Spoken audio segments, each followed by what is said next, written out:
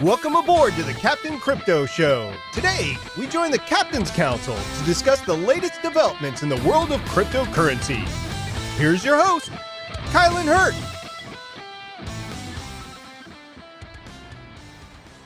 All right, everybody. Welcome aboard to the Captain Crypto Show. Tonight, it's Wednesday, January 10th, 2018, and it's another eventful week in cryptocurrency. Hopefully, your holdings have been doing as well as some of ours have been doing.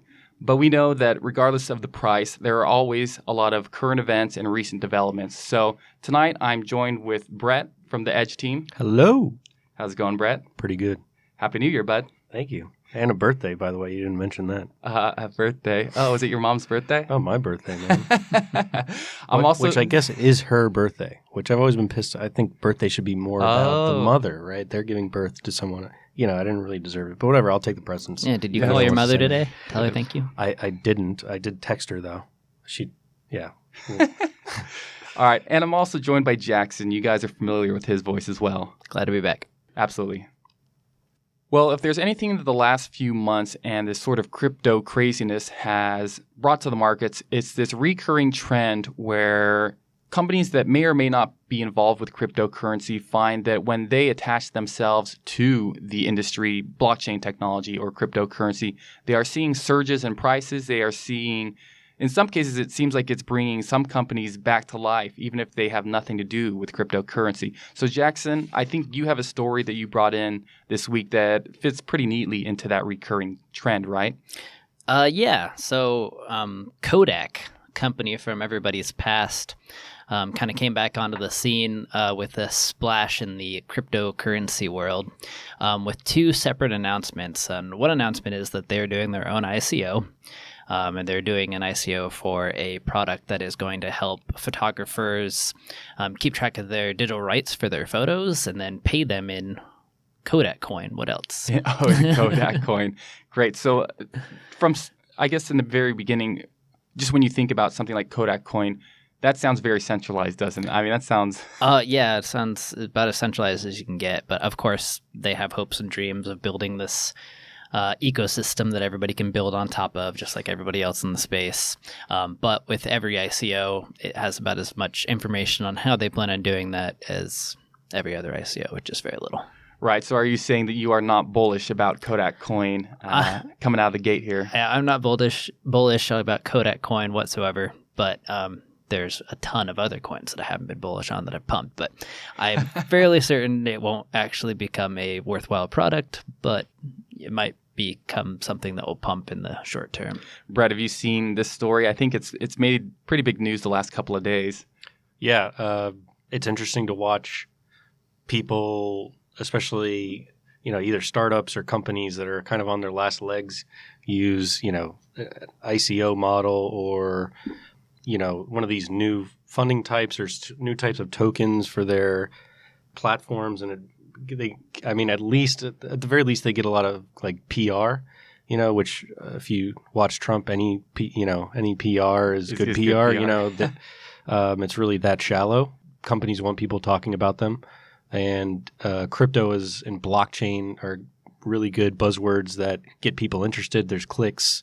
And it seems to incentivize people to, get at least consider them again. Maybe this coin will work for something, or I can extract some type of value from it. So, and I think we're going to see more and more of this. And I got to applaud Kodak. And there might be at the end of the day, it might be a dumb thing that really doesn't work, but allowing themselves to kind of be eaten by this thing, because I think crypto and this kind of new financial system that's being built right now, you're either going to adapt to it or it's going to swallow you.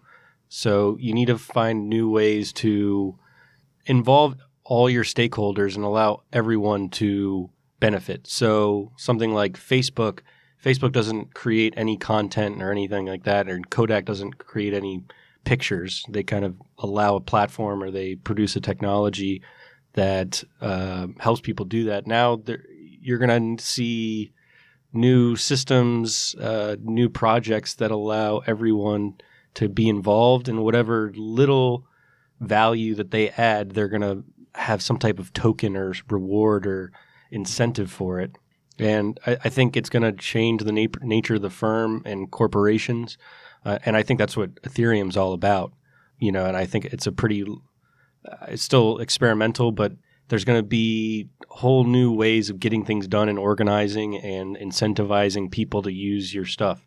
And this is just another, I don't know the exact specifics, and it's probably a dumb little there's very gimmick, little, right? There's very little detail out. So right, but it's just like it's going to be one of those things where people keep doing it, trying out new things, new iterations. 99% of the things will cease to exist, but just like most life on Earth, 99% of it is extinct, and what we're left with now is basically 1% of that, and it's still an amazing amount of beauty and diversification.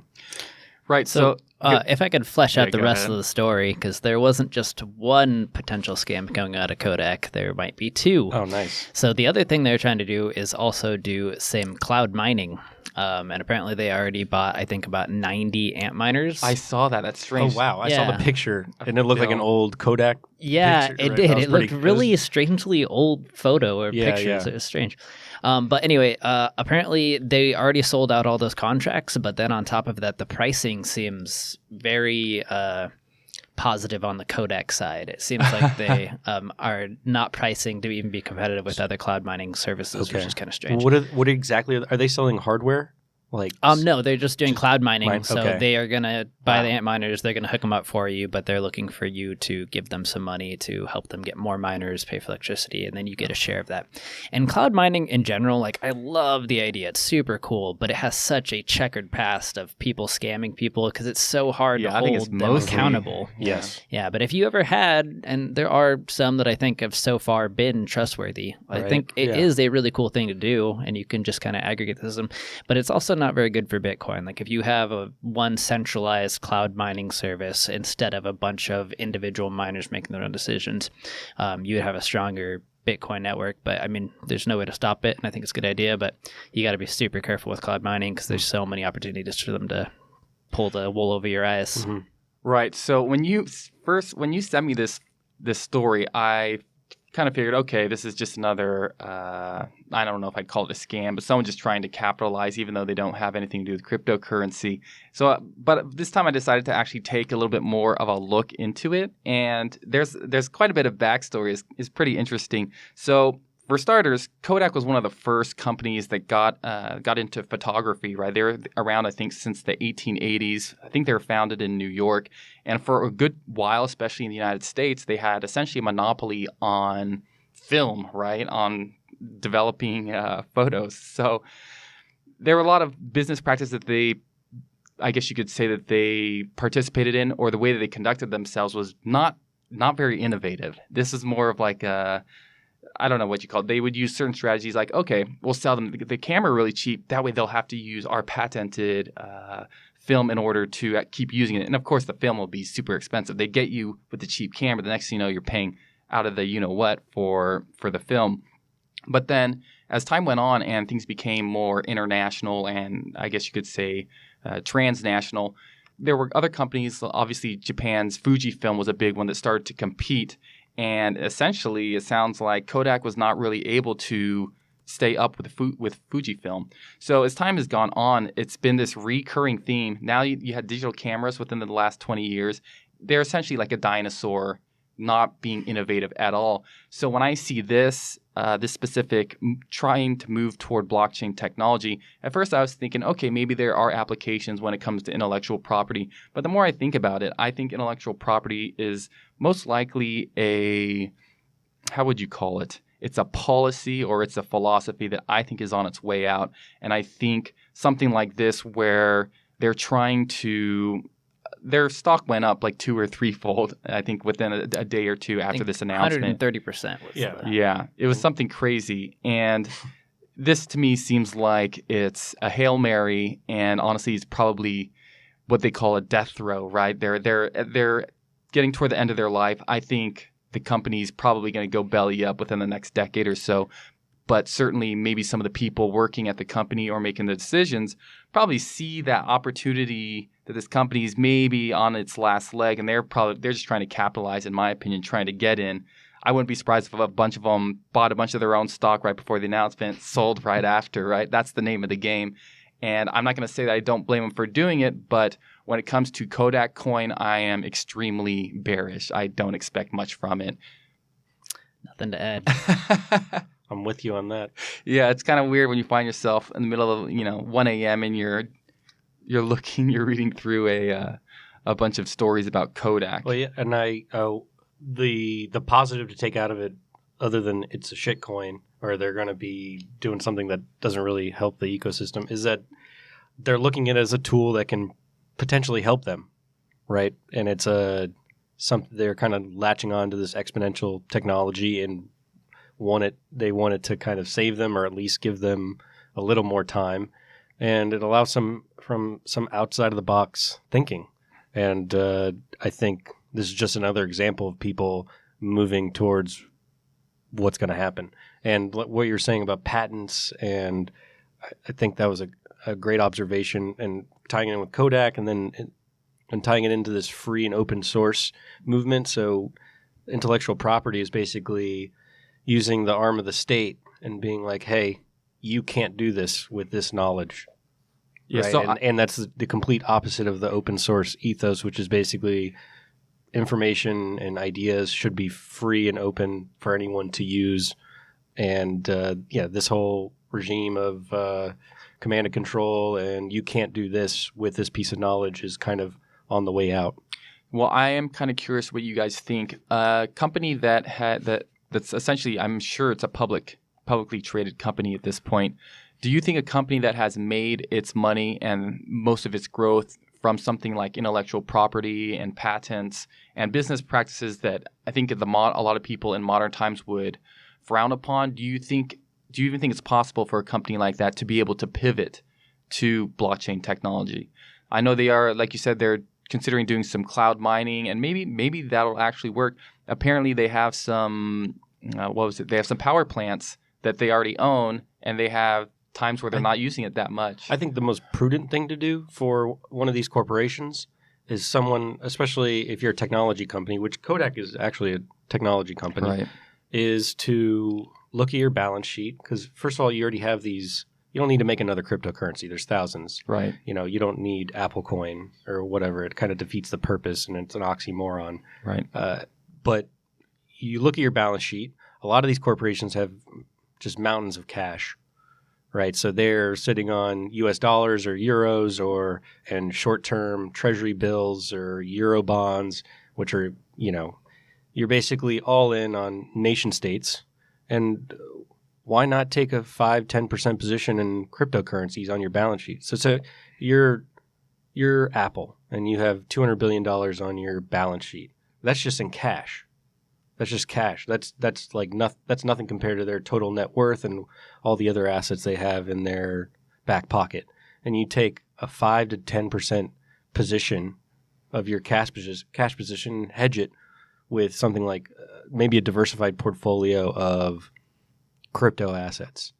And then once you're kind of in that game, you can kind of see where to navigate. And I think what crypto is going to make all these firms do is kind of open up and become much more of a, let's say, decentralized entities, where I don't think necessarily Apple will be done away with, but they will have to reorganize themselves in a way that makes them more agile and less leader intensive, but more of an organic community, user-led entity where users are.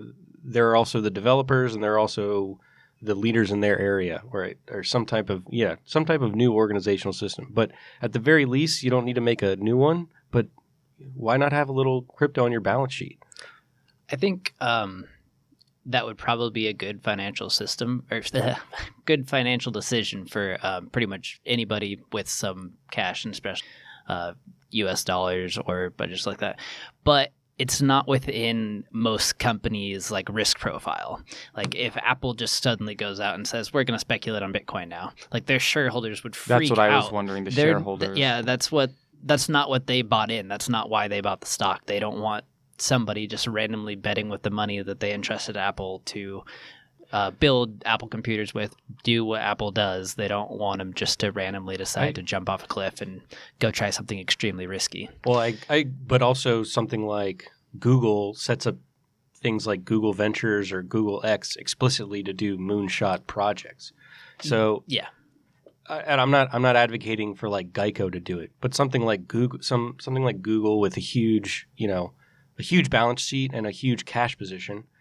You can hedge some of that cash. I think it's actually the prudent risk management thing, because now you have an uncorrelated asset that has potential for returns, and you're only buying a little bit of it. So say Apple could lose $5 billion in cash and not feel it at all. Right, and but that position can turn into, and you have, let's just today, Goldman Sachs, which is a very I shouldn't say well thought of, but everyone agrees they're smart. Right. Whether or not you think their morals are intact with yours is another story. But they're basically making the case for why Bitcoin is money, right? They're setting up desks. So this has got, and we already have futures. This is maybe a few years ago, yeah, but this has got a lot of mainstream support now, or at least mainstream this could work. It's definitely getting closer, and I agree with you that it probably is a good decision, but the first person through the door gets shot. Yeah, for sure. If it goes down and you're the executive that's like 5%, we're going to put it into Bitcoin, and then Bitcoin drops, they lose all that money, you are so fired. Like, there's no way around it. But if you put it in 10-year T-bonds or something like that, and that goes down a little bit, nobody's going to care. That's a decision that everybody would expect you to make. Yeah, and that might be a reflection or a reflection, I guess you could say, of the type of investors they have, right? Because within cryptocurrency, if you're invested in companies that are in the cryptocurrency space and any of those companies decides to hold on to some cryptocurrency, you don't even bat an eyelash, right? But if it's something where you're in the traditional investment or traditional financial system, these sorts of New York Stock Exchange type investors and companies, I think they're a little slow to the game. They're still trying to figure out what cryptocurrency is. Yeah. I think it's definitely a prudent thing to bring up. I think it's irresponsible not to bring up at a board meeting. I don't know if it's responsible to actually do it, right? But to at least entertain, especially if you bill yourself as an innovative technology company that likes moonshot projects, I think, and you have a comfortable balance sheet. Yeah, this wouldn't work for everybody, but something like Apple or Google, it's like, wow. Like if I would only imagine there would be a lot of people following their lead. It's going to be interesting to see which corporation does it first. There's always a first. There's always someone out there there's that 10% or a central bank. Overstock already has a little bit. So they are holding on? But they said they everything that is purchased in Bitcoin on their site, they hold 10% of that in Bitcoin. Okay. I thought it was half. They moved it to half. Oh, did they? Okay. And I actually bought all my furniture a couple months ago through Overstock with cryptocurrencies. Some Bitcoin, some Litecoin. They take a lot of the alts. I don't think they keep the alts, but they definitely keep Bitcoin. Did you hear you could have got 90% of your money back on that? Yeah. That leads us to our next story. On the Bitcoin Cash. Was that? That leads us to our next story here. So another story that's been brought to my attention recently was that there was a little bit of a slip-up at Overstock.com. Many of you might be familiar with Overstock.com. They supply a lot of, I guess you could say, furniture items or interior household items, if that makes sense. Their CEO has been a very long-time supporter of cryptocurrency, and for that reason, they were actually one of the first major retailers or online retailers to accept Bitcoin as a payment method, and they've accepted it for, I think, several years now. Recently, a vulnerability in their payment system was actually was found by, I believe it was actually a security company. I don't know if it was one of their own employees that figured out the vulnerability, but essentially, for a short time period of maybe, I think, a few weeks, hypothetically, if you were buying something from Overstock.com and you paid for it with Bitcoin Cash, so you would essentially be paying the balance of what should be Bitcoin, you would pay with Bitcoin Cash. It looks like whatever payment method they were using in order to accept that payment would actually accept it at the valuation of Bitcoin. So Bitcoin Cash is usually somewhere around like 1/10 the value of Bitcoin. So you actually could have paid maybe 10% of the dollar value, and then it doesn't stop there. So you would essentially get 90% off without Overstock really realizing it. But then if you decided that you wanted to do a refund, instead of refunding you the Bitcoin cash that you sent them, instead they would give you actual Bitcoin back. So from what I understand, it sounds like this vulnerability was present for a few weeks. It sounds like at least one person was able to, I guess you could say, capitalize on it, although I think they may have given the money back. I'm not really sure. But the funny thing is that when asked about it, Overstock.com was essentially pointing the finger at Coinbase, I believe, who is kind of the one that helps set up their payment system. But of course, Coinbase, when they heard someone point the finger at them, they pointed the finger right back at Overstock.com. Jackson, I think you're somewhat familiar with this story. What were your thoughts when you heard about this story? Yeah, just to add one more point to the story. Right. Somebody looked it up, and the most expensive item on Overstock.com is something like $100,000, something really expensive on there. So if you would have bought that, you could have bought it with 10 grand in Bcash and then refunded it back and made 90K in Bitcoin in it seemed like about 10 minutes or something like that. It didn't seem like it would take very long. So it's a very good thing this was found, or could have cost quite a bit of money for them. Right, and especially with something like Bitcoin or Bitcoin Cash, there's not really any refunds, and a lot of times, even if you are able to identify the customer who is able to capitalize on the vulnerability, that doesn't mean necessarily that you'll be able to get the money back. And there's the philosophical question of whether you even deserve to get that money back, right? I'm not entirely clear on what the laws are, but it certainly would have been a sticky situation. I definitely know. I was thinking to myself, imagine that you discovered a flaw like this. What would be going through your head? Brett, would you go and actually tell the company, hey, you guys have a little bit of a vulnerability here? Or would the other side is maybe, I don't know if I expect honest answers, but it crossed my head, maybe you could go and buy the most expensive items you can, as many, as quickly as you can.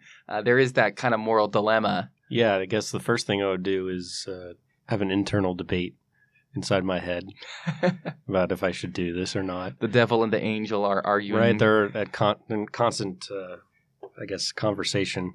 I guess I'm just not into scamming people, even if it's just not as fun to me as, doing things the hard way and then working out. Yeah, so not because I guess I'm such a great person. It's just not as fun. Some people enjoy scamming other people. I particularly don't. I'll be the devil on your shoulder. And my first thought was, how do I get 10 grand in Bcash that nobody knows whose money it is so that nobody can track it back to me? And also I'll say talk is cheap. If I could get $90,000 in Bitcoin, that would be a tough no on my call or on my part. But who knows? Maybe 90,000 sounds good right now. Yeah, I think if you have to start, if it's something where you need to put food on the table, you never That's know what to do. That's where the context comes into play. Right now I don't feel like I need to do that, but never know. So let's get into the details of assigning blame here. So from the discourse that is public, apparently Overstock.com had some bugs in their implementation of the Coinbase API. So there is some errors on their side. But to me, is there really no way Coinbase can make this impossible? Like, it seems like it should be idiot-proof. Yeah, you would think there's just a currency code that gets used. It's either BCH or it's BTC. So exactly how the quote-unquote wires got crossed is kind of beyond me. But this is one of the issues that you'll have when you have a cryptocurrency where people are essentially fighting over the branding. It's a fork, right? So there is some confusion. There are similarities between the two coins. You could argue a lot of similarity. So yeah, I think that is something where it's hard for us in the public to know who's to blame. And maybe there are conversations occurring behind the scenes as well. But this is I don't want to call it the Wild West because that's cliche, but yeah, when you're splitting coins and when you have inner conflicts like the Bitcoin and Bitcoin Cash one, then sometimes it results in hiccups like this. Could this happen with another coin with this vulnerability? Or is it just Bitcoin and Bitcoin Cash? Well, it would be hard to happen with another coin because they don't share the same addresses. Okay. So there we go. I think you just pinpointed. I think it might be related to the addresses. Yeah. Now, how long that will continue for, I'm not really sure, because it sounds like Bitcoin Cash is pushing to use different addresses. At least that was a recent development I saw. I don't know how long until they actually implement it. Yeah, if this isn't a widespread problem, I would probably, I haven't heard it from anywhere else, so I'd probably pinpoint it on Overstock if I had to pick. Coinbase has done I guess they've integrated with a lot of different sites. Yeah. And most people aren't even aware of it, but they're there around the web, and I haven't heard of this problem. And I've actually had problems with Overstock. I know people have problems with Coinbase, but I would imagine they're pretty good at it. They try to make it idiot-proof, but sometimes you can't foolproof it. Yeah, Brett, you were saying off the air that you bought some furniture off Overstock with Bitcoin. Was that, or with some sort of cryptocurrency? Was that an interesting process? Yeah, I was like, every time I have, it just reinforces my belief in cryptocurrencies. Just like a really easy process. I don't have to put any credit card information or anything like that. You just use your phone, and they present a QR code, and it's done. And right now Bitcoin's it's terrible as a medium of exchange for small payments. I think that'll be solved over time. And to me, the whole experience just reinforced my prior beliefs about cryptocurrency. And every time I do pay with a cryptocurrency, I'm like, this is it. And every time I have to pay with a credit card, I'm like, even cash is terrible. Like, I don't keep cash around. I got to go to the ATM, pay this fee. I don't know how close the ATM is. It's just a hassle. I think when cryptocurrency works the way it should, it is a pretty 100%. seamless process. Yep. Go ahead, Jackson. Oh, I was just going to touch on what he seemed to be already touching on, is that they don't have to worry about having your credit card details stolen. It's great. They just present a QR code. It's like handing someone cash over the internet, and that's exactly how it's supposed to feel. Right now with Bitcoin, it's like you're lugging a lump of gold across the internet. It's hard because there's so many people using the network. Takes forever sometimes. And yeah, it's really, block space has been eaten up, and pretty much, all right, if you have a high priority transaction and you're moving a lot of weight, then you get in. If you are just bringing some weak shit in there with like a $5 transactions, you're just going to sit in the fucking mempool unless you really up your transaction fee that you're willing to pay the network. Yeah, and a lot of times it doesn't make sense to have a high transaction fee. I think we're just kind of in that in-between area where we kind of got to grit our teeth. Lightning Network is not quite at the point where it's being utilized quite as much as we'd like, but then also some of the other altcoins that are they are better, at least for now. Right. When it comes to transaction fees and transaction times, a lot of them are still just not integrated yet, so that takes time. But that's going to be a recurring theme as this year goes on, and it'll be really interesting to see whether Bitcoin Cash is able to take more market share away from Bitcoin by the end of the year, or if it's something where they are not able to, where they're not able to get integrated or Lightning Network comes around. And I guess you could ask yourself whether things will be as confusing by the end of the year as they are right now. Yeah. Okay, so one more aside about fees before we move on. I had a situation for the last couple of years where I met this guy from Venezuela on Reddit, and I got to know him because he made a post on Reddit about some of the terrible situations he's having to deal with in Venezuela right now with the financial crisis that they're having. And he just got tons and tons of upvotes, and I decided to try to be the good little Bitcoin fanboy that I am and try to make a convert out of him. He seemed to pick up on it very quickly and was really excited about it, and we got to be friends over the next month or year or something like that, and he shared with me the situation that he's going through, and it came to a point where I had an opportunity that he might be able to do some freelance writing for one of my buddies. Okay. So I made that connection for him, and that turned into a really good relationship for both of them. He was willing to work for a little bit cheaper than most of the other people were because he couldn't make very much money in his home country. Right. And in return, he got paid a lot more than he could possibly have been paid in Venezuela. Right, and it was probably appreciating in value during that time period as well, right? Yeah, and so that was like 2.5 years ago. And then since then, obviously the price of Bitcoin has gone up a lot, so he's super happy on that front. He doesn't have to hold his value in Venezuelan bolivars anymore, which keep going down in value.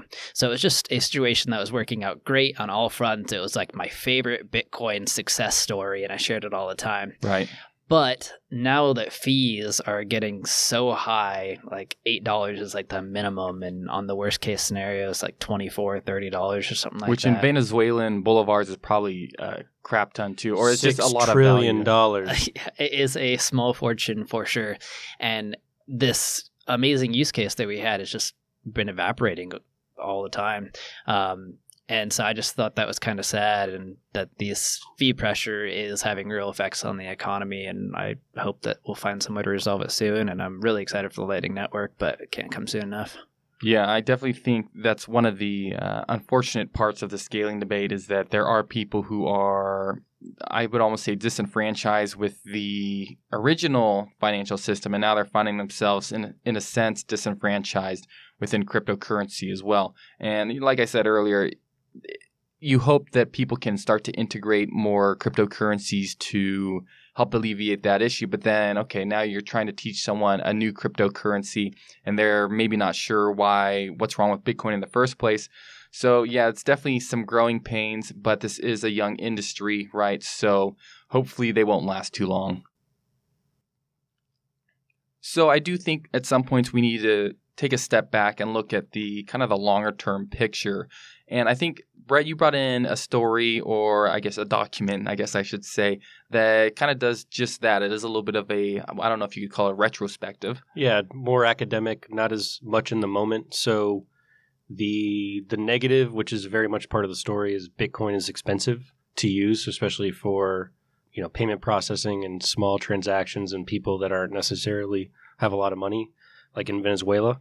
But on the other side, we see, I'd say the word to describe it would be healthy growth of the ecosystem. And I shared with the guys here a paper, an academic it is an academic paper by a graduate student out of the University of Cambridge, and it's actually out of their alternative finance department or institute. So they've already got Alternative finance. Yeah, so they've already got some type of academic, institution spun up there, and and you can just extrapolate that all around the world. There's all types of alternative finance, whatever now, opining on different trends in fintech and cryptocurrencies. But basically, this researcher, and I think he's a graduate student, he put out a paper and was basically wanted to look at not the protocols, so to speak, which a lot of academics have focused on, just like computer science, how the protocol works and stuff like that, which in his paper he mentions has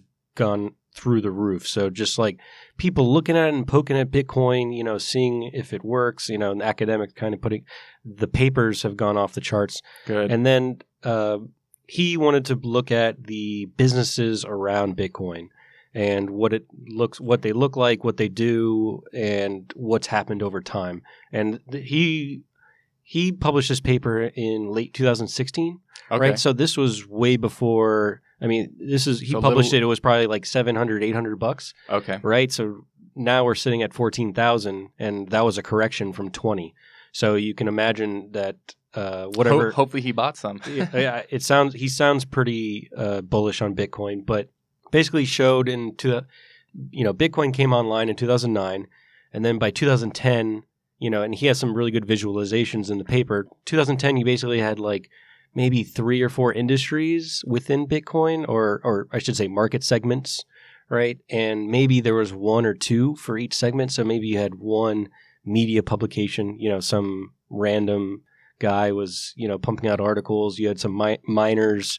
You had maybe one exchange, right? And then you see throughout the paper every year, you see that not only the businesses within an industry kind of multiplying and more coming in, but more industries being created, right? And sub-industries within that. So the two takeaways from the paper were two words, basically, and they both start with D. So one was diversification, and he used a lot of ecological terms. So this when we use it a lot, like ecosystem, right? Like this, you have instead of having one or two wallets, you have 100. Right, by 2013 or 14 or whatever. Not all of them are still in use, but you see this flowering around Bitcoin, the protocol. And to me, it just shows the health of and this was before the big price run up. Right. And then you also have diversification at the company level. So what they've also noticed is a lot more companies, say like Coinbase, really bump up their offerings and types of offerings.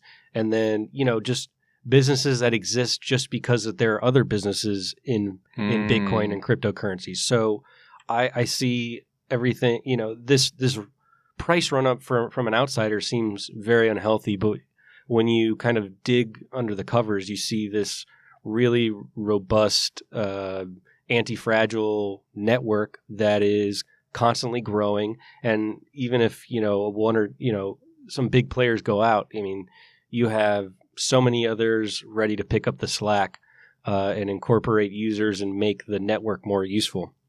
Yeah, I definitely think over the years we've found that some companies do survive, some don't. And a lot of the ones that do survive tend to end up being stronger. So I guess in a way there is kind of that analogy. It does, like you said, does seem a little bit like ecology, maybe a little bit of like natural selection going on.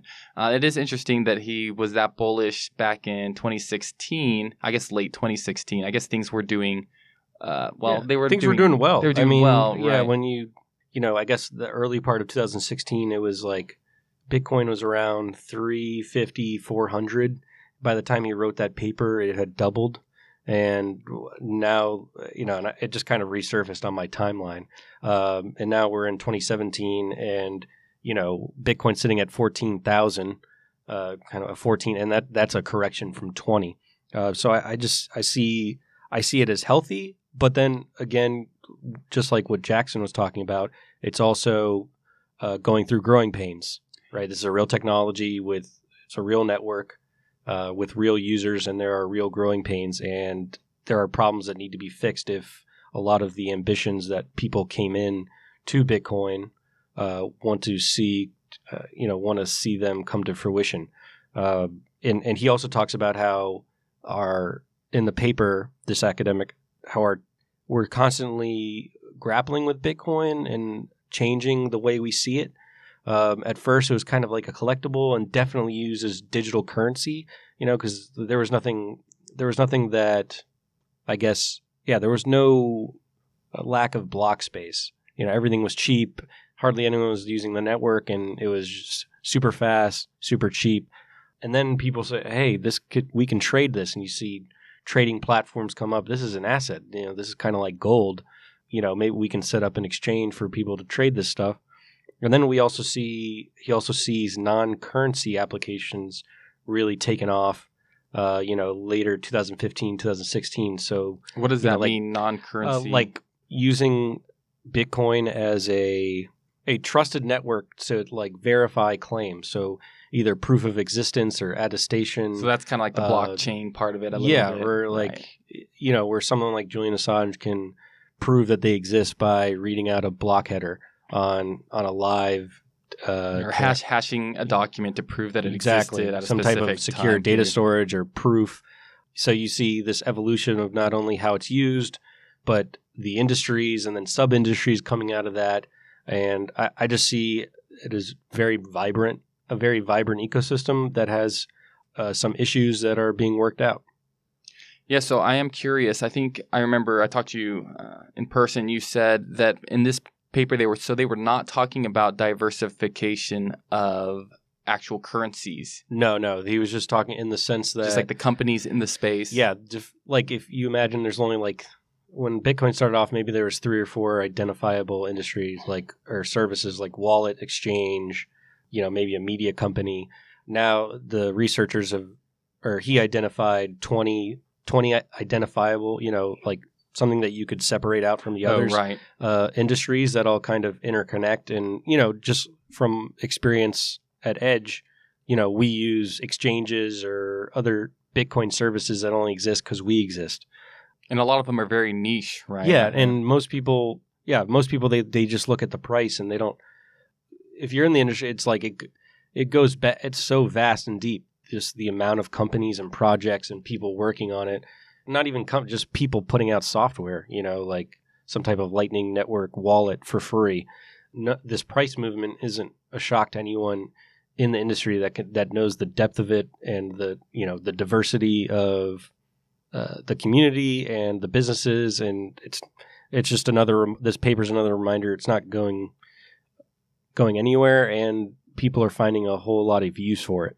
Yeah, and I mean, this paper was essentially written back when there were really only a few major cryptocurrencies too. This is before the boom of 2017. Yeah, I could only imagine if he were to rewrite it now. Well, yeah, at least use the same methodology to create like the visualizations of the ecosystem, that there would be even more diversification of industries and and then more service offerings by the companies themselves. So we add on to that every company within there, if they're working with the Bitcoin protocol and saving that, and they have it on their balance sheet or whatever, it's buying them more and more time to keep working in the direction that they're working. Yeah, Jackson, is that what you're seeing in general? Kind of along with the growth of the crypto economy, starting to see more, I guess, specialization, if you will? Yeah, definitely. As far as specialization, I think that the diversification that Brett was talking about is really important. And I think that is what you want to have, because as we have stress tested Bitcoin and put more and more transactions onto it, the properties of it have changed. Like we were saying, like back when this paper was written, they had the entire meme of like free and instant transactions and stuff like that. And I can't tell you how many people I told that to, only to now realize how silly it was. So I think that's kind of interesting. And I think that as long as we are still discovering new things about Bitcoin, some of these use cases are going to get crushed by the changing Bitcoin underlying protocol. So until that protocol ossifies, I think you want to be nimble and have a lot of different dogs in the race, because if you specialize into one thing, I think you're going to get crushed. Yes. And then way back, I wanted to throw one more thing in. You were saying that he was looking at like other applications of Bitcoin besides currency, and we were talking about time stamping. But another one that I think is really cool is it is like the best way in the world, bar none, to randomize an event. So like if you wanted to have a drawing, like a lottery type thing, there's no way of knowing that you didn't game that some way. Like you have the bubbles bobbling around in the system, and you draw one out. How do they know that you didn't just take it from behind the system, or there's like a ball in the chamber and they rigged the lottery? There's no way of knowing that. But if you do something like put out the list of all the people that can win, and then you say, okay, if the Bitcoin block height is this, then it's going to translate to somebody on this list and they're going to win, then there's no way you could possibly rig that system. Yeah, and I think one thing within cryptocurrency, but within blockchain technology in general, is once you get something going that's kind of random, if you just start hashing, use some of the known hashing algorithms to hash some sort of data that was in the previous one, you keep on doing a hash of a hash, it's pretty, I'm not going to call it bulletproof, but it's likely that you will be able to actually create the closest thing to a random sequence of numbers or whatever it is that you're trying to create. So yeah, definitely the thing that got me into cryptocurrency and blockchain technology was the actual money aspect of it. But as time goes on, we are starting to see more and more applications of the underlying blockchain technology and some of the other more tangential technologies as well. Yeah, it was a really good paper to read and really well researched. Just showed the progress over time, and it really, the visualizations are really helpful for me just to see it's like a flowering, just like this exponential flowering, permissionless open source innovation. And there's nothing that can really stop it as long as people want it and continue to use it. Can you tell people how they might be able to find those visualizations? Yes, I was say, can you tell us do you know off the top of your head who the researcher was that did it? I know you said is Oxford. Oh, no, it's Cambridge University. Excuse me, Cambridge. Michael Raux, it looks like, or Michel.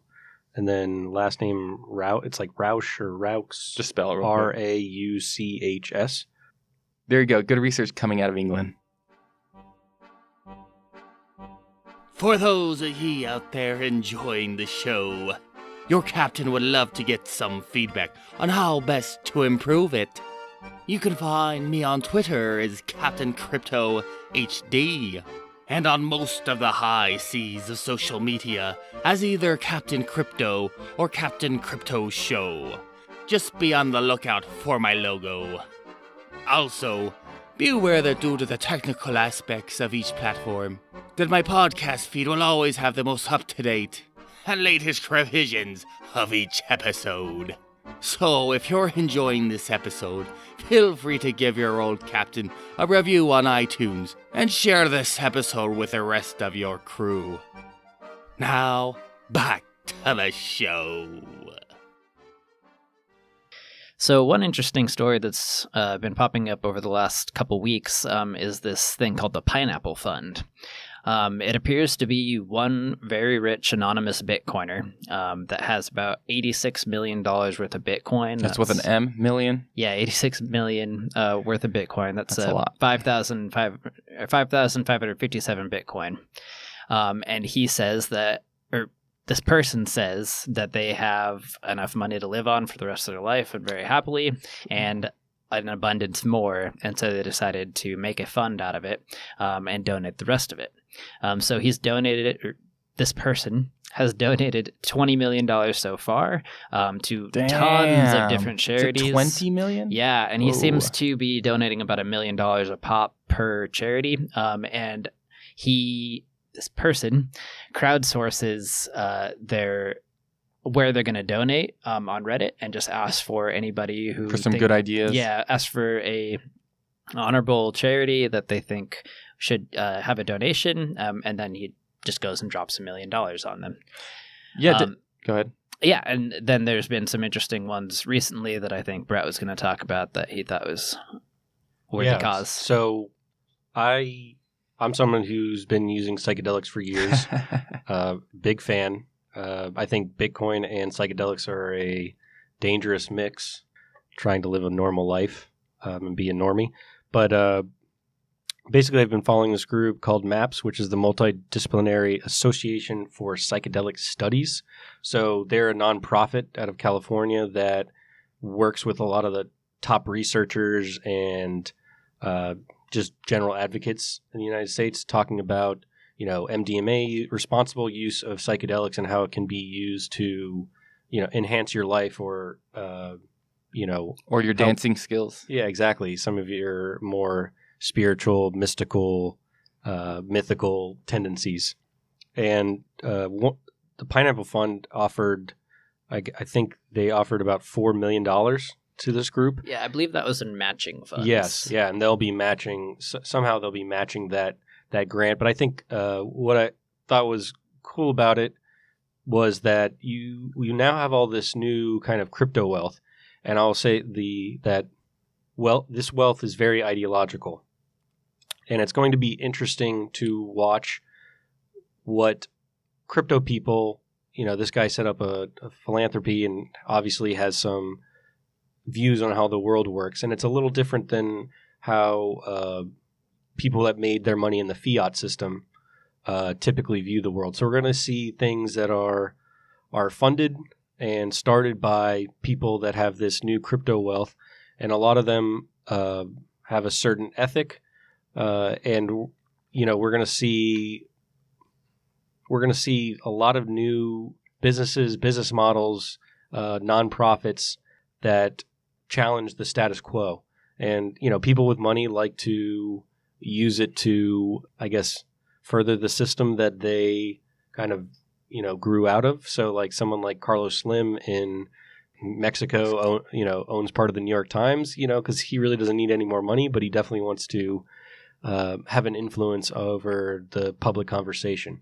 So now as you get more crypto wealth, we're going to have more and more organizations with resources and, I guess, time on their hand to keep going and change the world how they want it to be, right? The kind of create the future that they want to see. And we're going to see as Bitcoin becomes more and more ubiquitous and powerful and resource rich, we're going to see, I guess, charities that weren't able to be funded before, businesses, like startups like the one I work at, Edge. We're seeing a lot of old-time investors or old-time Bitcoin people, kind of sniffing around. Now they're, they have a lot of money and they kind of want to put it to work. They don't really necessarily need a lot back. They might give it to charity or take some more risk in the cryptocurrency space. I love seeing something like maps being donated to by the cryptocurrency space. And I think there's a lot of interplay between people who take psychedelics and people that use cryptocurrencies. It takes a little risk-taking and open-mindedness. Yeah, that's the key word. And both I will say open your mind in different ways. One a little quicker, but Bitcoin is kind of. I saw someone on Twitter the other day put up, LSD is the poor man's or the impatient man's Bitcoin. That's hilarious. Basically saying both kind of blow your doors into how you kind of perceive reality. So if you study Bitcoin for any amount of time, you're gonna start thinking about the world differently. And if you take a psychedelic, you're definitely gonna start seeing things a little differently and immediately. Yeah, I would definitely say one of the consequences of this whole cryptocurrency boom that I've been most excited about is that the types of people who are interested in cryptocurrency for philosophical reasons, a lot of them have already made a lot of money, a lot of them are making a lot of money, and a lot of them will continue to make a lot of money. And how they decide to spend that money is a reflection on their values and their community in general. I know we probably have a lot of libertarian-leaning people at this table right now, but in general, libertarians have gotten in the past a very bad rap when it comes to being charitable. And I think what we're seeing is in cryptocurrency is we don't even have to voluntarily fight that sort of idea. I think that the type of people who are into cryptocurrency are the type that are giving in general. And by creating cryptocurrency, they're actually making it more frictionless in order to be able to donate to charities, right?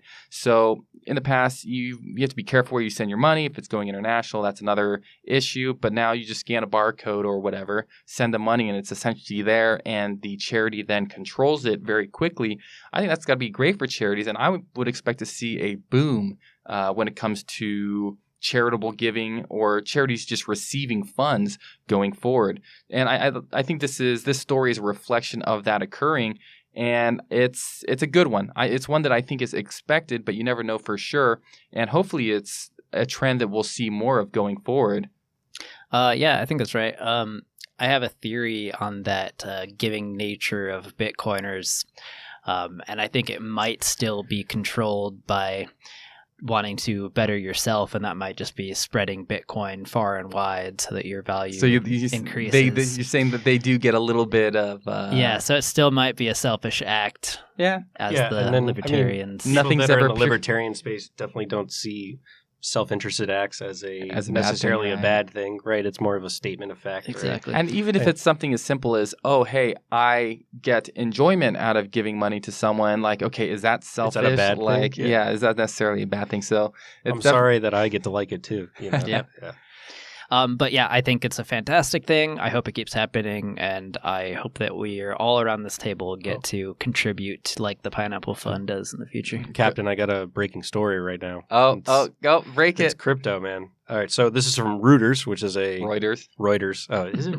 I've been saying it wrong all these years. Wow. Everyone says it wrong. Go ahead. I feel like a big reread. So, Reuters just came out with a story. The headline: South Korea's major cryptocurrency exchanges raided by police and tax authorities. Oh, damn. Bing, bong, bing. Which one is it? Bithumb or what? This is going to be a crash, huh? Bithumb. Right, is that thumb? Bithumb. Bithumb. Oh, yes, man. So you're hearing that. Bithumb. I think that's their biggest exchange. This is Reuters. So it's not you can't mess with that one. This isn't InfoWars here. This is Reuters. Oh, my. This is bad I'm news. starting to read it right now. So... Well, you know what? We can just take a break real quick. Local police have... Let's take a break. CoinMarketCap's not very red. Well, yeah, but that takes like an average. They removed the. Oh, Remember that's that? true. They're not removed even them. in CoinMarketCap. They removed it because of the spread. Should we and the problems stop there. for a sec? Or? Okay, I'll read it out loud for you guys. All right. So this week at the Captain's Council, it turns out right now we actually have some breaking news coming from Reuters. It seems like the story is about South Korea. Brett, do you want to give us kind of the quick? The quick and dirty. Yeah, give it to us dirty. Yeah, so cryptocurrency moves really fast. It's literally just happened or just reported. So Reuters reported that the police or tax authorities of South Korea have rated the second largest, I think, by exchange in South Korea by volume. And apparently they've had an investigation going on there for about a year now. And that's pretty much all the facts we have at this moment. And I just think this is this is one of those things where it seems like a negative, but it's actually a positive in my eyes. So it seems like a negative because it's like associated with cryptocurrencies and Bitcoin. But first of all, it puts it out in the press again. It doesn't really matter whether it's positive or negative. As long as people are kind of talking about Bitcoin and cryptocurrencies, it allows it to, it allows them to discuss it again. They have to reformulate why they hate it or why it should be banned or whatever. So he just gets people talking about it again.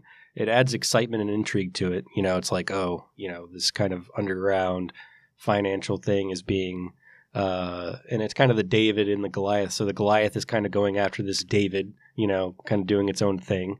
And then on another front, I want these exchanges, because what exchanges really do for someone like me is, they bring in liquidity and they allow for price discovery. So if this Korean exchange is doing weird stuff, right, like and literally committing fraud, running some type of bucket shop or whatever, their prices painting the tape. Their prices were known to be inflated, quite a bit larger, right? And I don't know if this would be a problem for Bitcoin, but I know Bithumb has a lot of volume for like things like Ripple and Bitcoin Cash, and it seems like the South Koreans just kind of want to gamble with all the cryptocurrencies. So you see a lot of volume there going all over the place in the cryptocurrency space, and it's hard to something like this might influence others to keep their books tight, make sure they're not inflating the price away from its actual kind of equilibrium. And it shows like it's another negative story or seemingly negative story that really has no impact on Bitcoin at all. So, something like the people that don't know Bitcoin maybe got freaked out when, Mt. Gox went down. So that was probably the worst part. And, it did affect the price quite a bit, but the Bitcoin protocol still worked. The next block was mined 10 minutes later, right after Mt. Gox went down. And then about a year ago, a couple months ago, the Chinese regulators kind of came in full force against the Chinese exchanges. Nothing really happened to the price. The volume all kind of moved over to Japan and Korea. And for those that were worried about Korean volume, maybe this has like an effect on South Korean volume. And I would say it would probably have a negligible effect on prices worldwide, showing again that the Bitcoin system is resilient. And it also shows that these exchanges are the biggest points of failure for cryptocurrencies in general, for like prices and all types of different stuff. So, governments cracking down on this stuff, it raises the incentive for people to build decentralized exchanges, which I think is kind of the next step for cryptocurrency. These on-ramps are definitely the biggest money makers, but also the biggest target for regulators. So I think on the whole, it's a great thing where you get in the press. It makes these exchanges, and I mean, that's huge. Just getting in the press every day is great. It makes these exchanges behave better. If they're not behaving well, it'll make it a healthier market. And then also ups the ante or the incentive to build decentralized exchanges, and something that can't be rated, right? A decentralized exchange by kind of definition can't be rated by any authorities. So I think, this rating of the Bithumb exchange is a great thing. What do you think, Jackson? It sounds like you've gotten, I know we were all just reading over the break there about the story. What are your initial thoughts on this? Well, I think that there's obviously some interesting things going on with cryptocurrency in South Korea. Maybe a story that we even should have covered is that the CoinMarketCap.com recently decided to exclude all Korean exchanges from their price averages.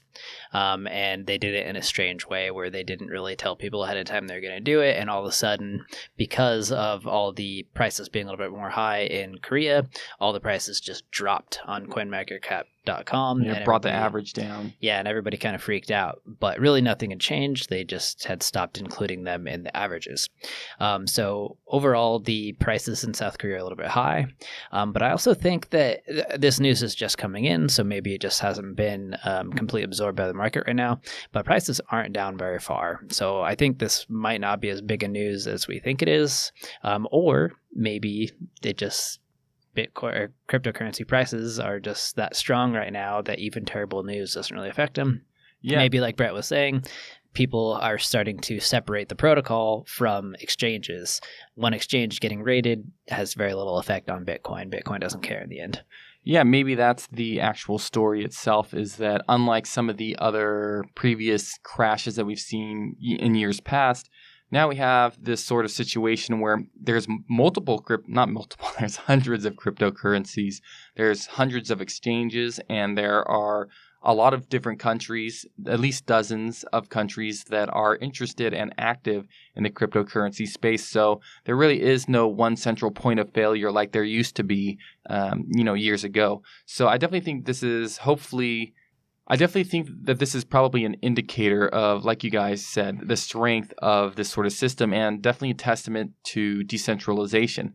But I guess we'll have to, hopefully by next week, all of the information will be hashed out, because to me it is kind of unclear as to why they were getting raided. I know in the article that I briefly looked over, I think someone from the exchange said that the Korean authorities were looking into them because they think that it might be a form of gambling. But it is interesting because I don't think they would raid like a traditional stock exchange system saying such things. So there is kind of this, I don't know if you could say, fear of the new sort of technology. Definitely. And I think that point of view will be exposed in South Korea. They'll probably have some type of national debate on it, on their broadcasts. And it'll definitely show the differences between the sides. You have the suits that want a kind of controlled system, and then you have the kind of Wild West financiers for Bithumb, and it's just another opportunity for cryptocurrencies to get into the public sphere and really have like a rigorous debate on, okay, if this is gambling, well, what about the South Korean stock market, right? And what about what they're doing at these other reputable traditional exchange. Right. So I guess it's traditional fraud in contrast to this new fraud or new gambling. I haven't been on Bithumb. Do they list like all the altcoins? I believe they do, right? Yeah, they have a lot of them, I think. That's a good point. I just want to say that when you're comparing it to like the stock exchange, like the stock exchanges are very regulated, and all the companies that are listed on the stock exchanges have gone through some sort of due diligence, where a lot of these altcoins are little more than a white paper and an ERC20 token. I do think that is gambling, and if you want to gamble, that's fine. I don't necessarily endorse the fact that just because there's regulation makes it a better idea, but it's gambling. I think that's true. Yeah, and I think this episode might bring up vulnerabilities for other coins. I might have had like some fake volume on here, or now that would be good. I think BTC is kind of inoculated from it, but there, maybe Bitcoin Cash. I know Bitcoin Cash was getting a lot of volume in South Korea. I know Ripple was. There might be a lot of other smaller coins that kind of some of get the newer exposed ones too. Somehow. Yeah. Now there's they don't, whatever, this exchange couldn't pump their coin. We'll see what comes out of it. Maybe they were doing something very sketchy, and in that case, then I'm happy they shut it down, because then it makes the price discovery mechanism healthier than it is today with them in existence. Yeah, well, we will definitely keep tabs on this story. If we have something interesting to give you as a follow-up next week, we will definitely let the listeners know. Well, that's it for the Captain's Council this week, but I do have some exciting news for you guys. For those of you who are subscribers to this feed, I will actually be conducting an interview tomorrow with a developer for the Grin project whose username is Yeast Plume. I believe his real name is Michael Codberg, something like that. And I'm actually really excited to do this interview because the Grin project I've mentioned in some of the previous episodes, it's a project where they are trying to implement a lot of privacy features to this new cryptocurrency. So I will have a lot of questions for him, and I don't know if I'll be broadcasting live or not, most likely not, but at the very latest, this upcoming Monday, that episode should be out. And this is only my second recorded Pirates Parlay interview format. So hopefully I will have some good content for you guys within a few days. So until then, this is your captain wishing you fair winds and following seas, guys. Set sail.